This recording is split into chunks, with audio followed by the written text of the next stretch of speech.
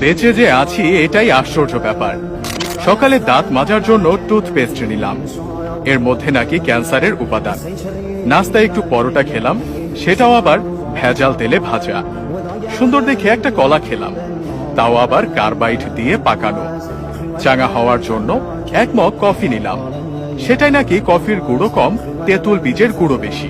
কাঁচা বাজারে গেলাম টাটকা শাক সবজি কেনার জন্য, কিনবো কি, সব তো হাইব্রিড সার দিয়ে ফলানো। মশলা আর হলুদ গুঁড়ো নিলাম, ওতে আবার লেড আর ক্রোমাইড কেমিক্যাল মেশানো। সয়াবিন তেল দিয়ে রান্না করব, সেই তেলের অর্ধেকই নাকি পাম অয়েল মেশানো। মাছ মুরগি খাবো, কিন্তু সেগুলোকে ভেজাল পোল্ট্রি ফিড খাইয়ে বড় করা হয়। গরমের দিনে একটু তরমুজ খেতে মন চাইলো, সেটা নাকি পটাশিয়াম পারম্যাঙ্গানেট দিয়ে লাল করা। বাচ্চাকে আমলিচু খাওয়াবেন, ওগুলোও তো আবার ফরমালিন দেয়া। একটু মিষ্টি খেতে মন চাইলো, জিলাপি নিলাম, সেটা নাকি পোড়া মোবিল দিয়ে মচমচে করা। ইফতারে গলা ভেজাতে শরবত খাবো, তাতে মেশানো হয়েছে ক্ষতিকর রং আর কেমিক্যাল। খেজুর কিনলাম, চড়া দাম নিয়ে ধরিয়ে দিল 3 নম্বরই খেজুর। ইফতারে মজা করে মুড়ি মাখানো খাবো, সেই মুড়ি ইউরিয়া দিয়ে ফোলানো। সরিষার তেল দিয়ে মাখিয়ে খাবো ভেবেছিলাম, সেই তেলেও তো ভেজাল।